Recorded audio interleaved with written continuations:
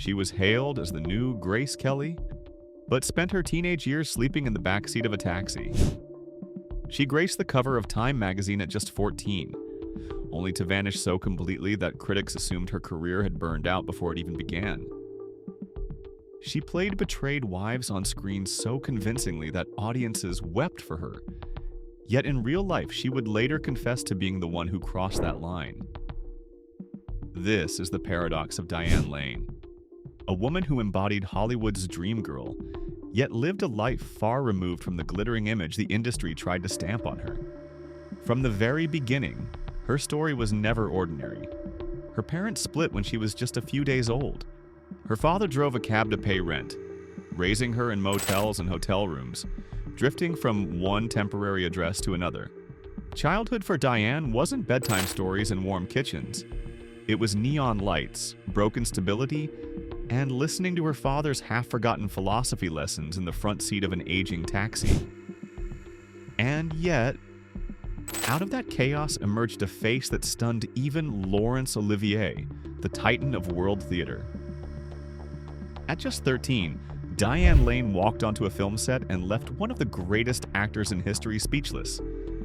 But here's the tragedy. Hollywood loves prodigies, but it doesn't protect them. Fame came rushing at her like a tidal wave. Rumors, pressures, impossible expectations. She wasn't allowed to grow at her own pace. And when she tried to step back, the tabloids didn't forgive her. For 4 decades, she carried that contradiction. Adored by millions, yet rarely awarded. Celebrated for beauty, yet privately battling instability. Trusted for her roles as the perfect wife, yet haunted by the confession that shattered that very image. So tonight, we're not just revisiting her films. We're opening the book of Diane Lane's life. The hidden pain, the quiet scandals, the career that refused to die, and the honesty that made her unforgettable. Because Diane Lane's story isn't just about Hollywood, it's about survival. And if you've ever paused on her face in a single frame, wondering what silent storm lies behind those eyes, this is the journey you've been waiting for. Diane Lane's life is a contradiction written in bold letters. She was the teenage prodigy Hollywood promised would be its next eternal star. Yet she spent years disappearing into silence, turning down roles and refusing to play the game. She was the muse of Francis Ford Coppola and the darling of critics, but 4 decades later, she still has no Oscar on her shelf.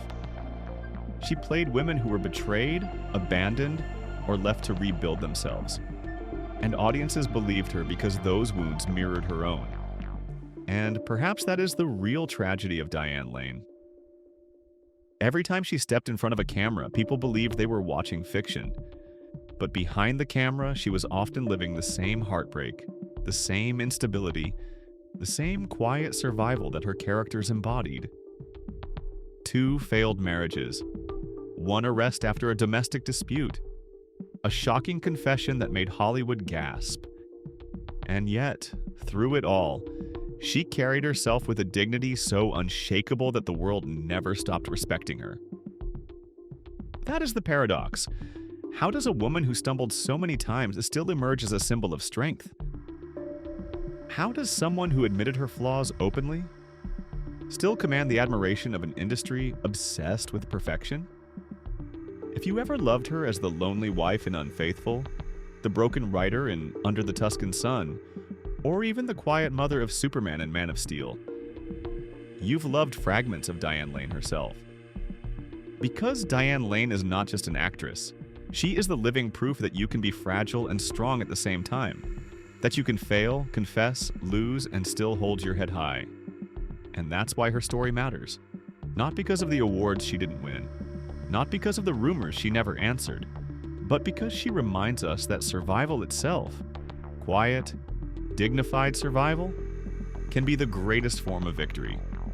Diane Lane was born on January 22, 1965 in New York City. But her entrance into the world didn't mark the beginning of a stable life. It marked the start of chaos. Her mother, Colleen Farrington, was a nightclub singer and former Playboy model. Glamorous, unpredictable, and restless. Her father, Burton Eugene Lane, was an acting coach deeply connected to New York's off-Broadway scene. but he made ends meet by driving a taxi through Manhattan streets. He was artistic, philosophical, passionate, but also erratic, unreliable, and frequently broke. Just 13 days after Diane was born, her parents separated. Her mother drifted to Mexico to file for divorce, and Diane, barely more than an infant, was left in the care of her father. From that moment forward, stability became a foreign concept. Instead of bedrooms, she had hotel rooms. Instead of a family home, she had the backseat of her father's taxi. Instead of lullabies, she listened to late-night conversations about theater, philosophy, and Dostoevsky. Words far too heavy for a child, but ones she absorbed nonetheless. Imagine being 6 years old and realizing you have no fixed address, no safe corner to call your own. That was Diane Lane's childhood. Her father loved her, yes, but love doesn't always equal stability. He could immerse himself in theater discussions for hours and forget to prepare dinner. He could talk about art with passion, but fail to pay the rent. Diane adored him, but she also grew tired of constantly adjusting, constantly surviving. At 15, she made a choice few teenagers would dare. She left. Flying to Los Angeles with actor Christopher Atkins, her co-star and child bride of Short Creek, Diane decided she could no longer depend on her father's fragile world. She later called it a reckless act, the mistake of a girl who had too much freedom too soon. But in truth, it was the desperate move of a teenager who longed for control over her own life. And yet, the betrayals were not over.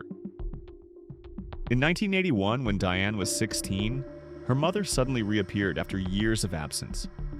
Without Diane's or her father's consent, she took her daughter to Georgia. For Diane, it was another wound, not just abandonment, but now a kidnapping by the very woman who had walked away years earlier. 6 weeks later, her father fought a custody battle and won. Diane returned to New York, but the damage was permanent. She refused to speak to her mother for the next 3 years. Those 6 weeks in Georgia were strange. Living with her grandmother, a Pentecostal preacher, Diane's life slowed to a crawl. No stage lights, no acting lessons, no city noise, just canned meats, repaired lawnmowers, and church hymns. That stillness, so alien to a girl raised in chaos, left a lasting mark. It taught her how to endure silence, a skill that would later define her Hollywood image. By the time she finished high school through correspondence courses, Diane Lane was not a normal teenager. She was already battle-hardened. Divorce, neglect, betrayal, instability. All before she turned 17. And it left her with one truth that never left her side. No one will protect you if you don't protect yourself. For most actors, the road to Hollywood is long. Auditions, rejections, endless waiting. For Diane Lane, it was almost the opposite. She didn't chase fame. Fame came chasing after her. At just 13, Diane was spotted performing in a stage production of Runaways at New York's Public Theater. Sitting in the audience was George Roy Hill, the Oscar-winning director of The Sting and Butch Cassidy and the Sundance Kid. What he saw that night wasn't just a teenager on stage, it was raw emotion, unpolished but undeniable.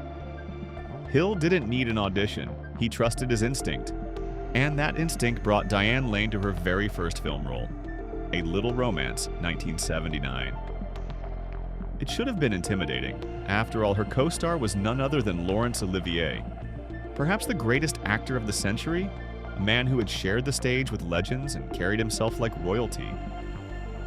But what stunned everyone on set wasn't Olivier's brilliance. It was how this 13-year-old girl stood in front of him and didn't flinch. She matched him line for line. She looked him in the eye and acted not like a child, but like a seasoned performer. Olivier, usually untouchable, melted. He called her the new Grace Kelly. He told stories, cracked jokes, treated her not as a child actor, but as an equal. For Diane, it was like stepping into another world. She later recalled one rehearsal. "Today, you're going to cry for real, no tricks," George Roy Hill told her, and she did. On command. Not because she had learned technique, but because she instinctively lived the moment. The performance was so striking that within a year, Diane was on the cover of Time magazine, hailed as one of Hollywood's whiz kids. The nation suddenly knew her name. Critics spoke of her as cinema's prodigy. She was just 14 and already a millionaire.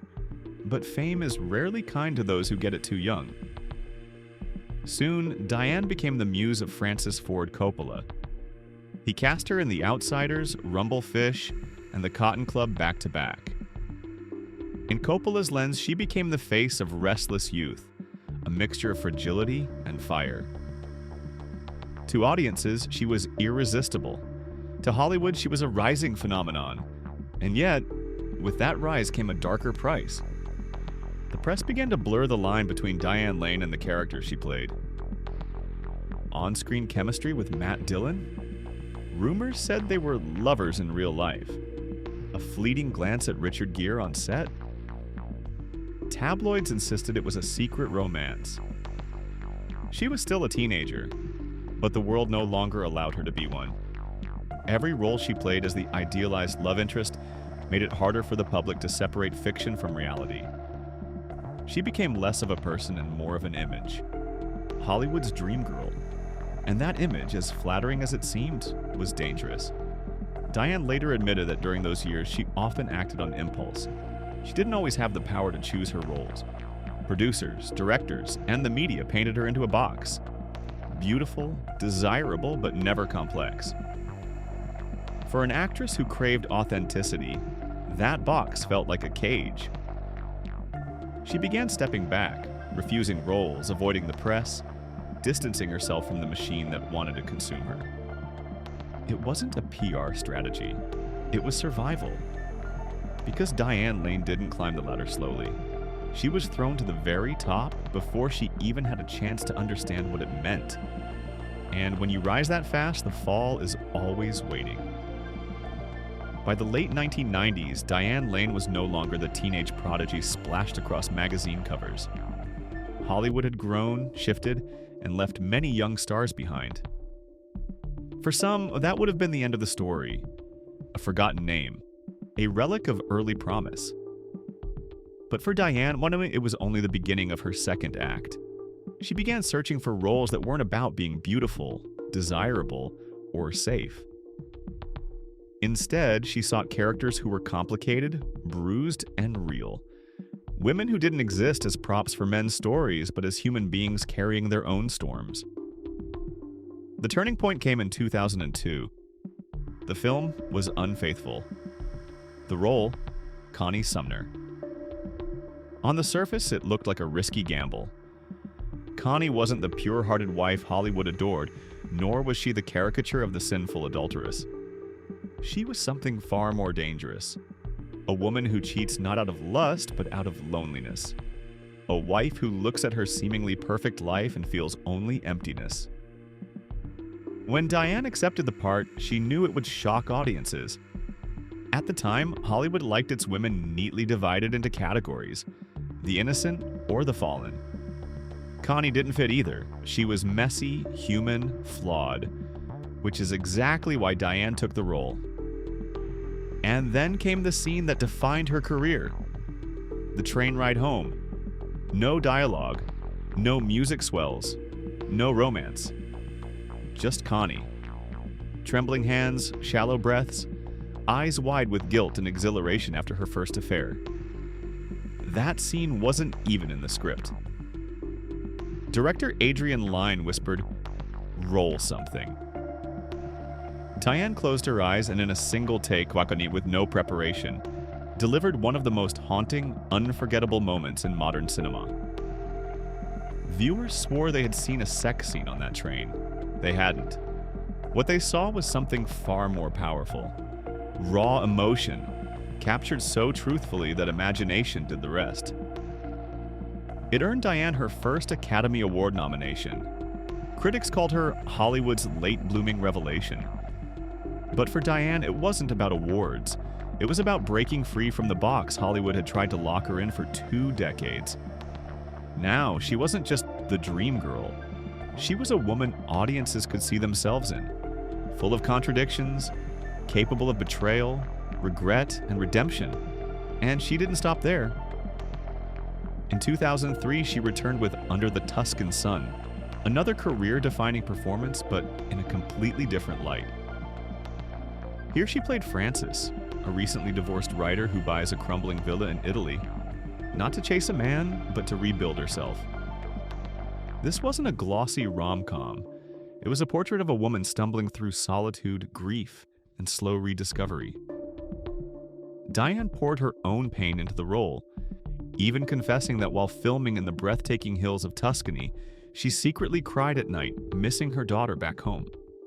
The performance resonated deeply with women around the world, especially those over 35 who had rarely seen themselves portrayed with such honesty. The film grossed nearly $60 million and earned her a Golden Globe nomination. But more importantly, it turned Frances into an icon, a symbol of rebirth without pretense, strength without cliches. And Diane didn't stop reinventing herself. In A Walk on the Moon, 1999, she was Pearl, a housewife who drifts into an affair not out of passion, but out of an aching loss of identity. A quiet film, but one Rolling Stone later called one of the most underrated indies of the 1990s. In Secretariat, 2010, she played Penny Chenery, the housewife who defied a male-dominated world to lead the legendary horse to a Triple Crown victory. It wasn't a story of seduction, it was a story of leadership. In Trumbo 2015, she stepped back into the shadows, portraying Cleo Fincher, the wife of blacklisted screenwriter Dalton Trumbo. Quiet, weary, steadfast, the kind of woman rarely seen in Hollywood scripts, but one who carried the weight of history without complaint. Even in blockbuster franchises like Man of Steel and Justice League, Diane's quiet presence as Martha Kent grounded the most fantastical superhero in something deeply human: the love of a mother. With every role, Diane Lane proved she wasn't chasing youth, glamour, or old fame. She was chasing truth. And that truth was this: sometimes the most powerful women aren't the loudest. They are the ones who tremble in silence, who endure, who look broken but keep moving. That was Diane Lane's reinvention. Not as Hollywood's dream girl, but as Hollywood's mirror when showing audiences the parts of themselves they often hide. For all her talent on screen, Diane Lane's personal life was anything but picture perfect.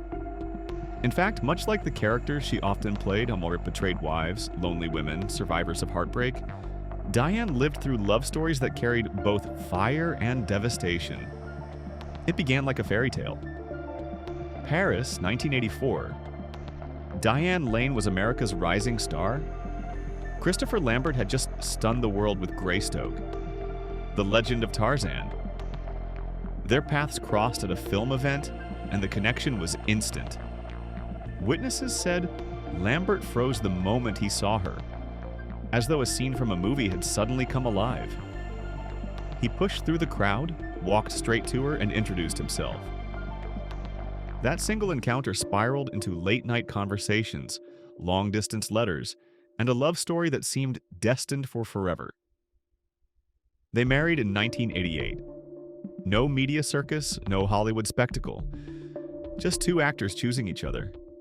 And in 1993, they welcomed their daughter, Eleanor Jasmine Lambert. Diane later admitted her daughter was her true north, the anchor that kept her from losing herself. But distance has a way of eroding even the strongest bonds. Diane thrived in Hollywood's fast-paced spotlight.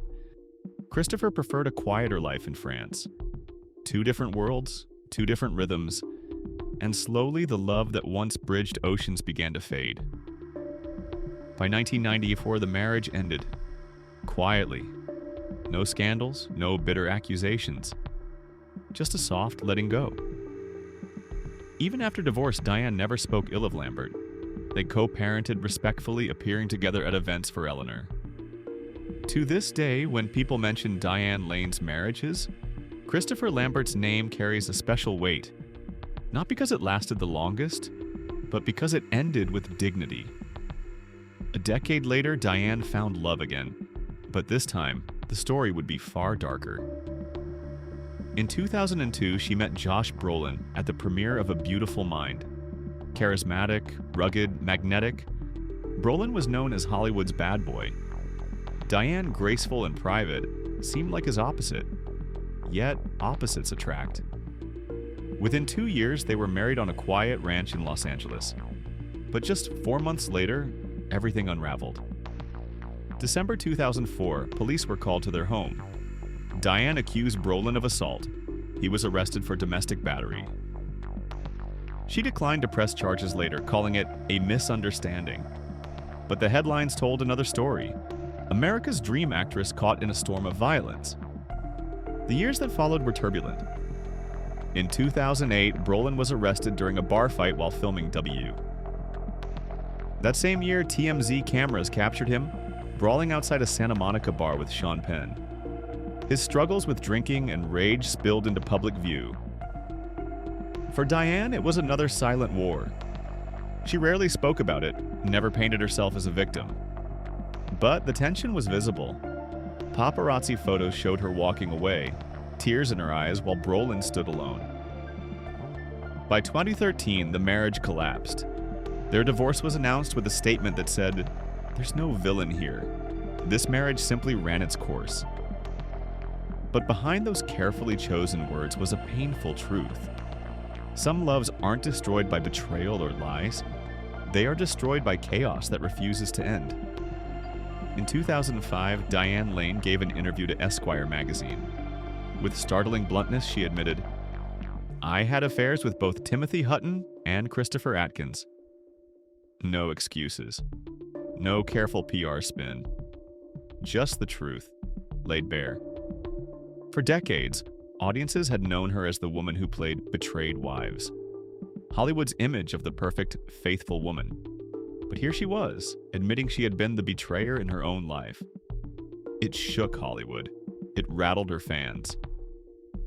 Suddenly, the lines between Diane Lane's characters and Diane Lane herself blurred even further. She was not a saint. She was not a victim. She was something far more complex, human. Some fans felt disillusioned. Others admired her honesty. But one thing became clear. Diane Lane was not afraid to own her mistakes. Unlike many in Hollywood who hide behind publicists, she dropped the mask. And this is where the paradox comes full circle. The actress who played Heartbreak so convincingly had lived it. The woman who kept her private life guarded stunned everyone with one shocking confession. The star who had been praised for poise had survived arrests, divorces, scandals, and betrayal, and yet never allowed the chaos to define her. She stumbled, she confessed, she endured. And through it all, she carried herself with a grace that somehow made people respect her even more. By the time Diane Lane entered her 50s, she had already lived through enough drama for 3 lifetimes. The prodigy who stunned Laurence Olivier, the dream girl on magazine covers, the wife who confessed, the actress who refused to be boxed in. And yet, when people spoke of her, they didn't speak in whispers of scandal. They spoke in tones of respect. Why? Because Diane Lane never fought to control the narrative. She never rushed to defend herself in tabloids, never turned her heartbreaks into publicity stunts, never packaged her pain into a Hollywood redemption arc. Instead, she chose silence. And that silence, in an industry addicted to noise, became her greatest weapon. Where others aged desperately, clinging to youth with cosmetic surgeries and artificial reinventions, Diane Lane chose honesty. She once said, "Every wrinkle is a memory." In those words was a declaration. She would not chase the illusion of eternal youth. She would age as herself, truthfully, and audiences loved her for it. She became the actress women over 35 could point to and say, "That's me." Not an airbrushed fantasy, but a reflection of real life. Heartbreak, resilience, quiet dignity. Her characters reflected this evolution. Frances in Under the Tuscan Sun, rebuilding from heartbreak step by step. Penny Chenery in Secretariat, a middle-aged mother proving herself in a male-dominated world. Martha Kent in Man of Steel. No grand speeches, just a mother's embrace powerful enough to ground Superman himself. Each role wasn't just acting, it was Diane Lane offering fragments of her own survival, her own endurance. And she never used charity work or causes as tools for attention. Quietly, she supported humanitarian organizations like Heifer International, focusing on poverty relief. No press tours, no look at me campaigns. Just action, quietly taken. This is her legacy. Not awards on a shelf. Not scandal headlines, but trust. Trust from her audience that whenever she appears, whether for a few seconds or an entire film, she will make you believe. A director once said, "She doesn't need many lines to express herself. Just one look, and it's enough." And maybe that's why Diane Lane's presence feels so enduring. Because in an age of overexposure, she reminds us that power often lies not in what you say, but in what you choose not to say. Today, Diane Lane is no longer chasing box office numbers or desperate for magazine covers. She is not the teenage prodigy once hailed on the front page of Time, nor the trembling wife in Unfaithful. She has become something far rarer in Hollywood, a woman who has embraced her age, her quiet life, and her truth. In recent years, her career has shifted toward projects that allow for complexity and depth. In 2018, she brought cold precision and quiet power to House of Cards, playing a calculating politician who reminded audiences that subtle authority can be more terrifying than grand speeches. In 2024, she stunned critics with her performance as Slim Keith in Ryan Murphy's feud, Capote versus the Swans, earning an Emmy nomination and proving that even as she approached 60, her presence could still dominate the screen. A year later, she appeared in Netflix's A Man in Full, opposite Jeff Daniels, as Martha Croker, a character filled with ambition and restrained emotion. And soon she will return to the big screen in Anniversary, a 2025 crime thriller already generating whispers of acclaim. Off-screen, Diane has chosen the opposite of Hollywood excess. She does not curate her life for social media. In fact, she has no social media at all. She lives quietly in an old home, tending her garden, arranging flowers, practicing yoga every morning, and riding horses on weekends. She collects antiques, reads often, and most of all dedicates herself to her daughter, Eleanor Jasmine Lambert, now a writer and model in New York. Diane has often described her as her soulmate, the one steady presence who kept her from losing herself in a world of flashing lights and fleeting fame. When asked about aging, Diane responded with a line that feels like the essence of her entire philosophy. Aging is a privilege. Every wrinkle is a memory. In an industry that worships youth and punishes women for daring to grow older, those words land like a quiet rebellion. She has refused cosmetic reinventions, refused to chase what has already passed, and instead embraced the reality of time as both a gift and a truth. And maybe that is her legacy. Not the golden trophies that never found their way to her shelf, not the endless headlines or scandals that once surrounded her, but something more enduring. The respect of audiences across generations. Because when Diane Lane looks into a camera, people believe her. They don't see a performance. They see someone who has lived, stumbled, confessed, and endured, yet still carries herself with dignity. Her story leaves us with a question. What has truly carried Diane Lane this far? Was it her raw talent, her strength, or her honesty? That rare willingness to live without masks, to age without fear, to survive without needing applause? Perhaps it is all three woven together in the paradox of her life. If her journey has touched you, if you've ever paused on her face in a film and seen a reflection of your own struggles, then you already know why she matters. Leave your thoughts in the comments, let us know what part of her story spoke to you most, and don't forget to like this video so we know these stories still matter. Subscribe and turn on the notification bell so you won't miss the next untold story of Hollywood's legends. Because sometimes the brightest stars are not the ones who burn the loudest in the sky, but the ones who refuse to be extinguished.